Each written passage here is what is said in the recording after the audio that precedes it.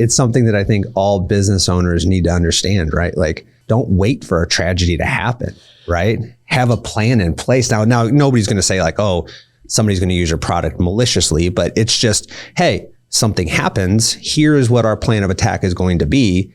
And then when it happens, you just follow the script.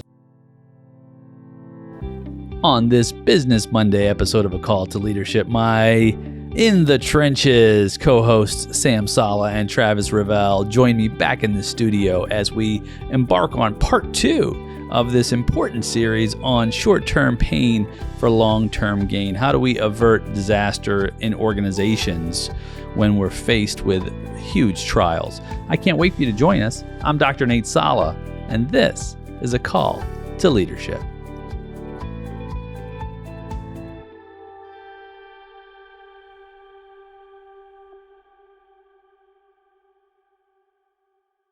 And I think about other companies like Tylenol way back in the day. I don't know if you guys remember this, but this is back in the 80s. I think it was the 80s. 82. For you listening, this may be new. It may be something like, yeah, you're like, oh, I totally remember about it. But Tylenol had an issue where they had some medicine had to come off the shelf, right? Yep. Yeah. So somebody, and the crazy thing is they've never caught this person. Right. They caught somebody who was trying to, they basically claimed to be it, you know what I mean? But they found out it wasn't him. So it was in Chicago, 1982. There was the capsules. This was before safety seals. It was before gel caps. It was just old school Tylenol. And somebody put, a poison, right? Tampering with them. And young kids died, old people died, a bunch of people died, all within a couple days. Totally freaked out. You know, at the time, Tylenol had 35% market share. I mean, they were the pain drug, right? You basically took Tylenol for everything. Yeah, it seemed like that. You know, the doctor was always like, you went to the doctor, I prescribed Tylenol. Yeah, Tylenol, right? I mean, I don't even know if Advil was around then. Right. You know what I mean? But like there were, all these things were around. Muscle ache, right? Whatever. So obviously they determined that it was this Tylenol. And at the time, Tylenol, they didn't know if it was, something that had happened in the factory, in the manufacturing process. They just knew people had died from taking Tylenol. So Tylenol completely pulled 100% every product off the shelf for 2 months. So they dropped from 35% market share. Reputational, I mean, they were saying Tylenol was dead. You know what I mean? Everybody was saying, I mean, this company can never rebound from this, right? I mean, I think one of the girls was like 12 years old that died. Yeah. Oh my God. Tragic. So they pulled it for 2 months. And within a year, they invested $100 million into safety proofing Tylenol. And so they came out with, you open the caps up and it's got the tamper resistant. They went to gel caps because it was too slippery and you couldn't put a substance on it. So they spent $100 million. And then 4 years later, I came back, and within a year, they had completely regained all their market share. And then a couple years later, Congress passed the Tylenol Act, which forced all manufacturers to do these safety protocols. So Tylenol took a tragedy and did the absolute right thing, right? Like, I mean, think about that today, like a company completely just pulling everything off the shelf. Every iPhone off the shelf. Every iPhone off the shelf, right? Like everything, every X off the shelf.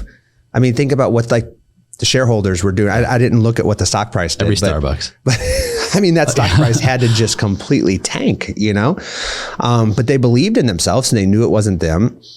And they completely changed an industry. Multiple industries, right? I mean, because look at how many industries now use safety seals, right, on your capsules. All of them. Like all of them. Yeah. I mean, even supplements. You know what I mean? They're all safety seals. So you've got to give Tylenol credit for not only being responsive, but also being forward thinking. And how do we ensure that this never happens again? Yeah.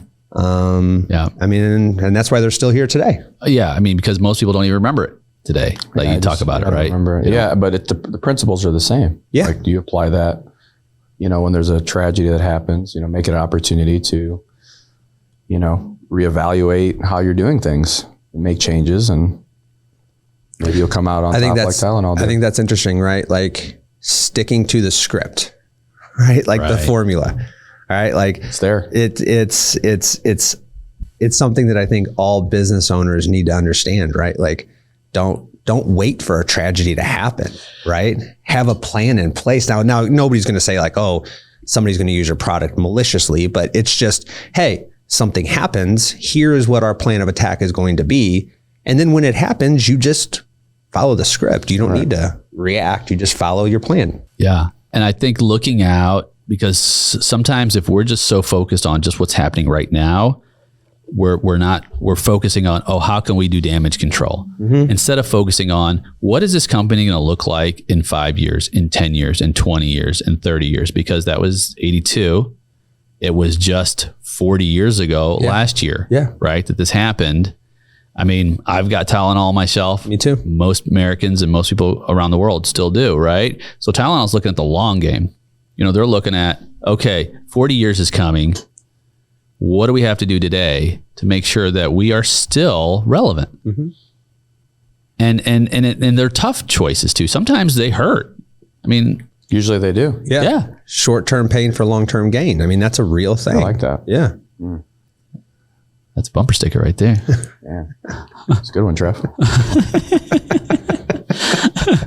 So all of these, you know, these stories that we're telling are really to create an understanding of how there's a contrast. Because last week we had a contrast with Southwest. Clearly, okay, you think, will Southwest turn it around and get all their systems in order? The answer is most likely. Hopefully over time, right?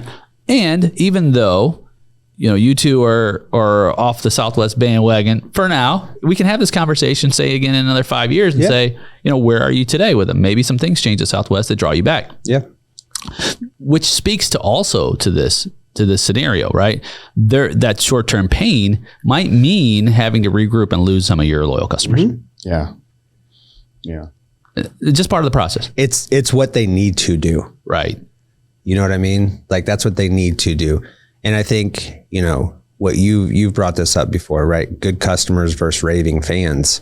I don't know if I was ever a raving fan for Southwest, but I was a great customer for Southwest. I think you were, bro. I mean, I was talk about it a lot. I was very pro Southwest. Yeah, no, I was very pro Southwest. I'll tell you what, I am very pro. When I think about raving fans, what immediately comes to my mind is I feel like I'm a raving fan for TSA PreCheck and Clear. Yeah.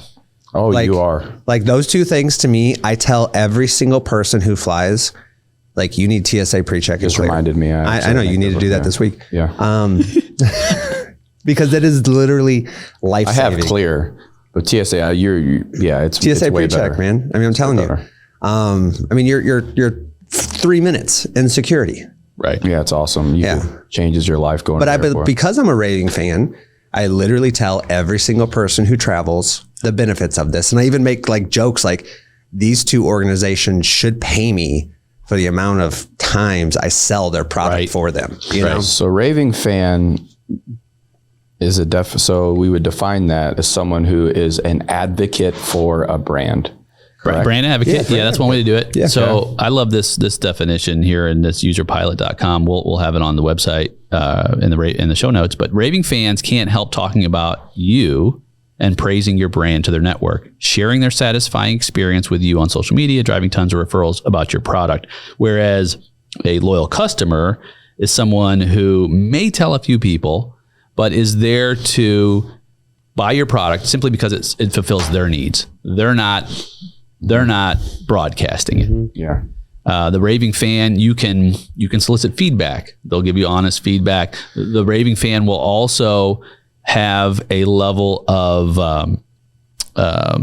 they're more willing to test new products. You know, be your help you find areas of improvement. You know, those are all raving fan. Interestingly, after you said that, on the way home, because I flew separately on the way home, I saw the Clear stand, and I was like, oh. Travis said I should check this out. And so I went up there and they did the whole scan. I guess they scanned your eyes and all that, which was a little weird to me. I'm like, is this, you know. So did you sign up? Well, back to my Lion's Choice Jesus situation. The guy goes, he's consistent. Right. The guy goes, he goes, consistent. I walked up there and said, because if you have an American Express, it's free. It's reimburse you. So anyway, I go through all the hubbub and I should give him my American Express. He goes, "Oh, you have to have a platinum." Platinum, yeah. And I was like, have a platinum card? Don't tell me you pulled your debit card out. The funny thing is, Abram, or my son, years ago, I had gotten this American Express. Is it black or something like that? Centurion card. Yeah. And my son just recently was like, "Hey, Dad, do you have that card?" I said, "No."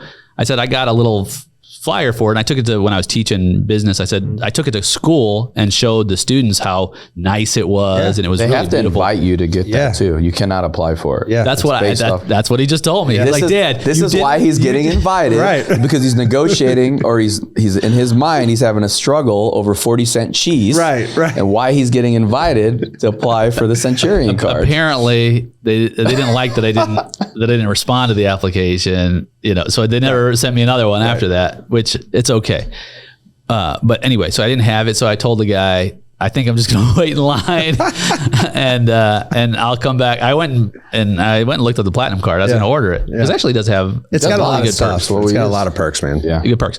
But because of that, so this is the difference. This is the power of that raving fan. And this second segment, definitely want to talk about this, because here's what Nielsen rating says. 83% of people trust word of mouth recommendations from friends and family, while 92% of customers trust word of mouth referrals more than any other form of advertising. 100%. Yeah. I mean, if somebody if either of you tell me, "Hey, this restaurant, fantastic," right? Or this X, Y, or Z, awesome. Yeah. I immediately just expect it to be that way. Right. It's always been that way though. Yeah, 100%. It's always been. That's how you built your business. 100%. Yeah. Hey, but Want to see Nate? Right. How many times did somebody? They're like, "Hey man, I got this tax guy Nate." I'm like, "Nate, like Salah? Yeah, that's my cousin." "No way! I've been doing my taxes for like 27." Dude, it happens to me like once a week. Yeah. He's the most famous tax guy in the West. But I think it's so important to explain it, because I don't think people utilize it. It's relationship based, man. It's a relationship based model. Like if I build a relationship with Travis on a service, he will always be an advocate for me.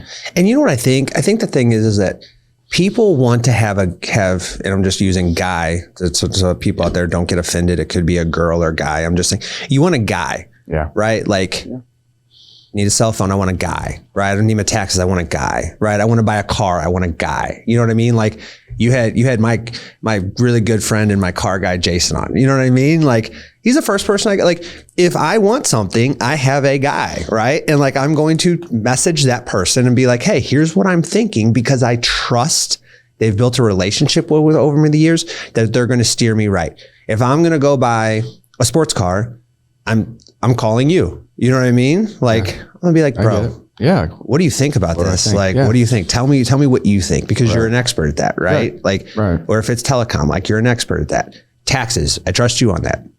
Everybody wants to feel like they have that guy, you know? And then when you have that guy, what's the first thing you want to do? You want to tell other people, "Hey, I got a guy for that." You know what I mean? Like, "Oh, you need that? I got a guy for that," you know? And so I think it's important for people to have. It's important for businesses to recognize that and to be that person, to fill that emotional need, right? On top of just providing a product to them. And it's not like it takes that much time, you know? Like, it's not like you have to invest all this money. Like, you just have to treat people really well. Treat them the way, I mean, it's so cliche, but treat them the way you want to be treated, and you'd be shocked. So old school. Like, so old school. You could have, like, obviously Apple products, I'm blindly supportive of. Yeah. It literally, I don't need to test it. I don't need to, new iPhone comes out, I get it. The new iPad comes out, I get it. You know, it's and it's not a personal experience, right? So like Nate does my taxes, it's personal, right? The new iPhone comes out, I still buy it. I'm still an advocate. Why is that, you think? Right? Because it has an impact on my life that's positive. It's not personal necessarily. You know, I don't know Tim Cook, and I don't call him up. He's, Tim was great to me, sent me the new iPad. He just was kind, and I just going to try his iPad out. Yeah. It's beyond that. So bigger companies have it's a different approach, but the advantage of a small business owner is that build relationships. how many of our relationships circle? I mean, me and Travis, our relationship has opened up many opportunities, all the people we work with, there's times where you may have a customer that you think you're never going to see again. And, he comes back and he brings 5 other people with him. And for a small business, that's a huge advantage. Yeah. You move a lot quicker than a Fortune 500 company does. And it's not hard to do, right? Like giving people like some tactical ways to do this, right? Like do a referral credit, cost you $10. You know what I mean? Like take a look at your business. What does it cost you to get a new customer, right? It's probably several $100s when you factor in marketing and everything like that, right? Throw a referral credit. Join a chamber of commerce. You know what I mean? Like join these local community events, like be a part of your community. And you will be that entrepreneur that is there, that is recognized as the guy in your specific industry. Yeah. Yeah. If you care about your business, you will care about your customers. 100%. And it's like you say, it's textbook, but we have to talk about it because it's not. And the reason why we have to talk about it is because it's not prolific, right? And I ascribe to the same philosophy of everybody wants a go-to person in an industry. That go-to person is somebody that they know has the competence and the character and the responsiveness to deliver, right? And they're connected. There is a personalization on some level with anyone that you deal with on a direct level. Like even with because you own a cell phone business and a technology company, you don't have to do this, but your employees who sell some of these products have personal relationships with all kinds of people like us. Exactly. Yeah. In the consumer world, right? It's building rapport with the customer. It's like, I think it's every sales book has rapport. I just did a whole episode on this, what effective leaders do. I think it was episode 3 was they lead with rapport. I mean, it's... Well, part of our, me and Travis are going to put a sales training course together. And just a little sneak peek that's coming. But big part of that is building rapport with your customer. Yeah, absolutely. So the answer is just be that person, right? Be that person. And now, not everyone is going to be a raving fan. You'll have loyal customers. You have people who are just part of the cycle. But it's the raving fan who you want to really focus on, right? They're the ones that, like you said, they're the brand advocates. They're the ones that are, and you know who they are. I mean, and think about your own businesses, and think about if you're as a listener. Take a moment, just think about right now. If you're in business, who is it that's constantly like, oh, they sent me another referral. They sent me another referral. Oh, they told somebody about our business, right? Those are your raving fans, right? And not necessarily, they're not even in it necessarily for the money, like some kind of gift cards, things like that. But that's just another way for you to say, hey, I recognize you. Yeah. Did you see that Facebook started doing what do they call it? Top fan. Like if you're in a group and you're promoting a business a lot, it'll like give you a badge. Oh, really? It says you're like it says like advocate or fan, and like and it like connects to your profile. So it's kind of like a social media brand ambassador type thing. It's kind of neat. I just noticed that the other day because it said like it was for a specific company that's a friend of mine, and they said, you're a top fan. Would you like to, add it to your profile? I'm like, sure. So it's definitely a real thing. I think that's important right now. That's the advantage that small business owners have. And that's really the key, right? It's like, how do you differentiate yourself from everybody else? You. You're the differentiator, right? How you treat people, how you build rapport with your customers, how you take care of problems when they happen. It's all... and it's funny, these principles like are so basic, yet people don't follow them. Because they try to find what's the newest, easiest way, right? Right. Like, what's the newest way to grab a customer? What's the newest marketing technique? What's this? What's that? And it's just like, it's basics. And this is... marketing is one. This is one of my one of my, I don't want to call them peeves, but this is where I get off the rails with a lot of these folks online who are saying, all the old ways are dead and it's all market. They just no, they're not. They're talking about the old ways. They're just speaking about them in a new way to a new audience. let's just call it what it is. I mean, the old ways are solid. I mean, it's what we base our foundation of, simply human interactions, relationships, how we connect and bind. That hasn't changed in terms of our needs. Now, the methods change, Sure. right? The mediums change, but not the fundamentals. Mm-mm. Yeah. You know, I was talking to another entrepreneur, and one of my students that I coach, and he's new, and he's like, well, you know, I'm like, what kind of marketing are you doing? He's like, well, you know, I don't really market. I don't spend a lot of money on marketing. I'm like, okay. Right. Like, we're off on the wrong foot. How do people find out about you? Yeah. So it's like, you know, you can merge like the old way with the new way, right? Is like the old way of doing business, build relationships, build rapport with your customer and your client base, right? But get that message out via social media, you know, those kind of things. And I think that there's a disconnect there. And I think the successful ones do both, right? Yeah. Yeah, I mean, it's funny that, you know, these principles end up becoming huge stumbles. Like I've personally seen where people take their marketing budget, they cut it, right? Significantly, like to nothing. And it has a direct correlation to their traffic flow. Direct. Right. Like it's noticeable. Yeah. That's how powerful, which is a positive thing with social media, right? Is that, you know, back in, you know, 20 years ago, you couldn't have reach like that. Right. You know what I mean? You'd have to do radio ads and things like that were super expensive. 1% mailers that you may get 0.25%, you know. Small business has a huge advantage, huge tool, man. Take advantage. And, you know, that relationship that you keep, talk to people that you're a relationship-based organization. Yeah. And broadcast that.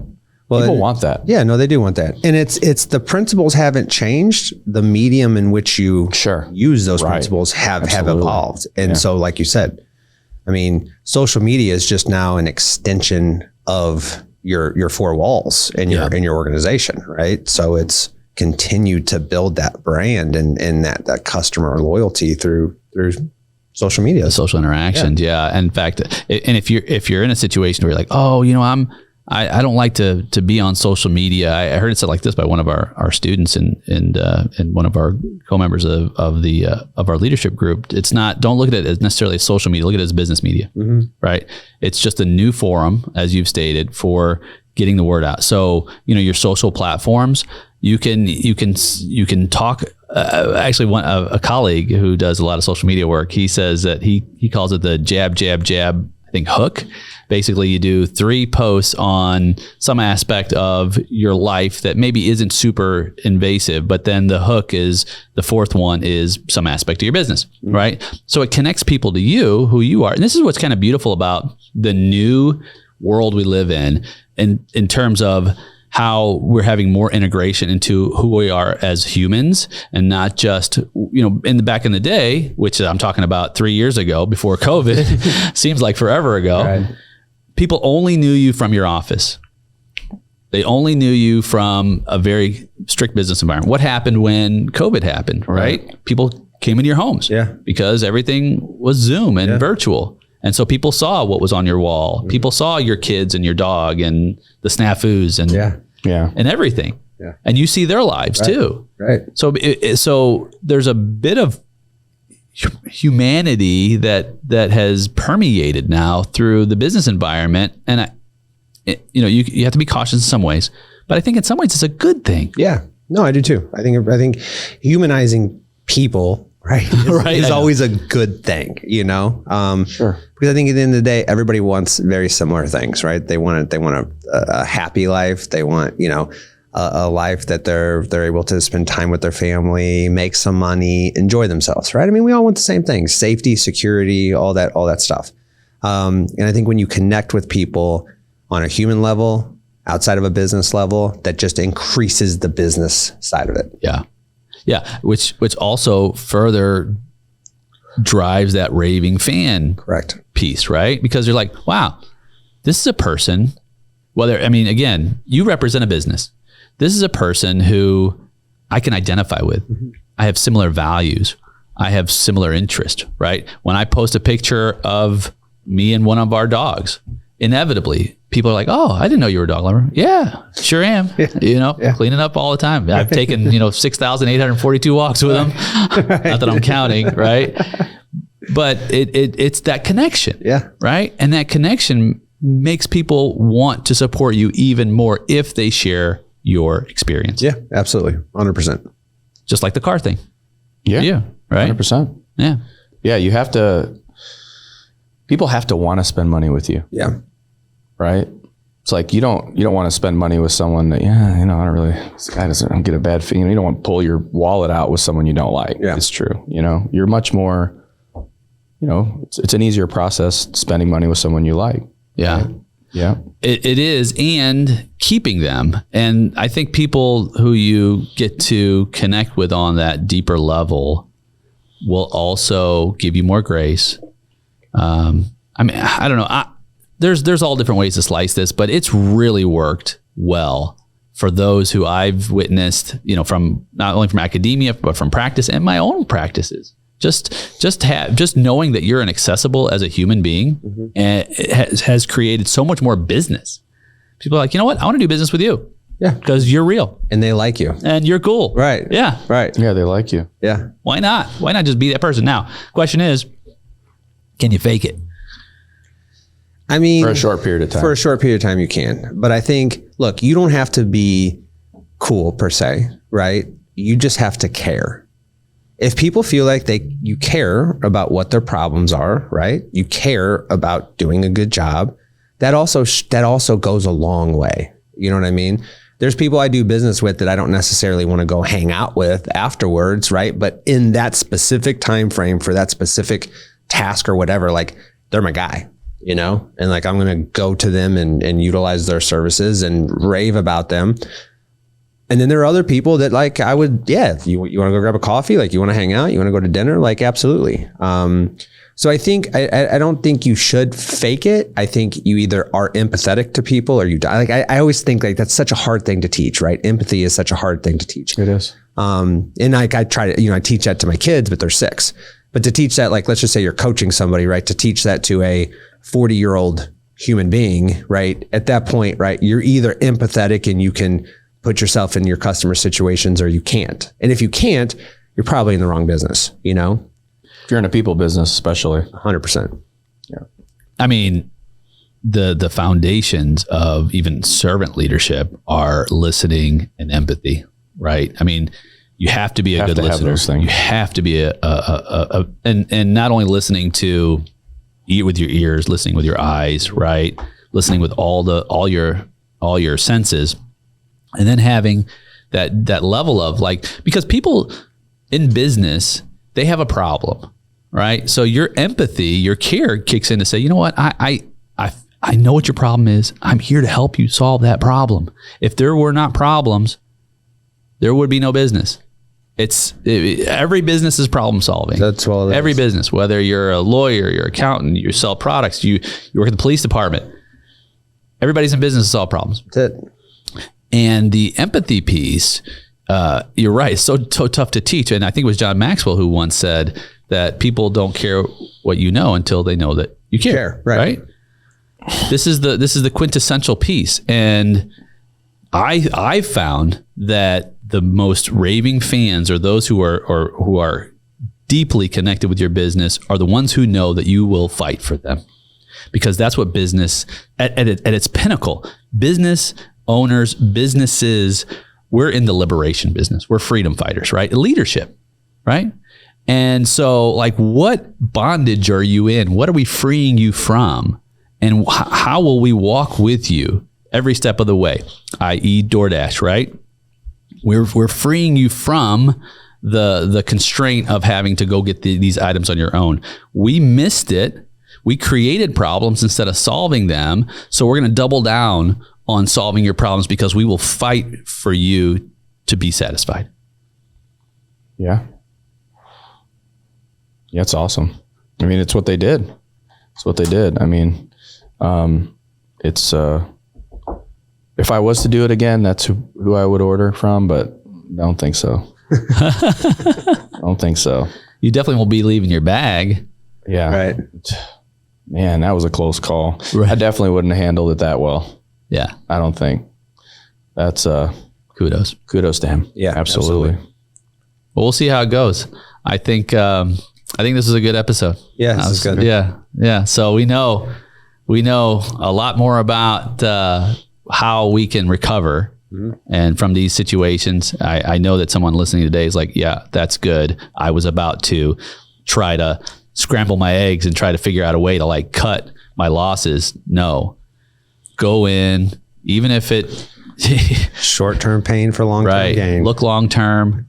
Think about how you're going to make this work over the next 10, 20, 30, 40 years. Absolutely.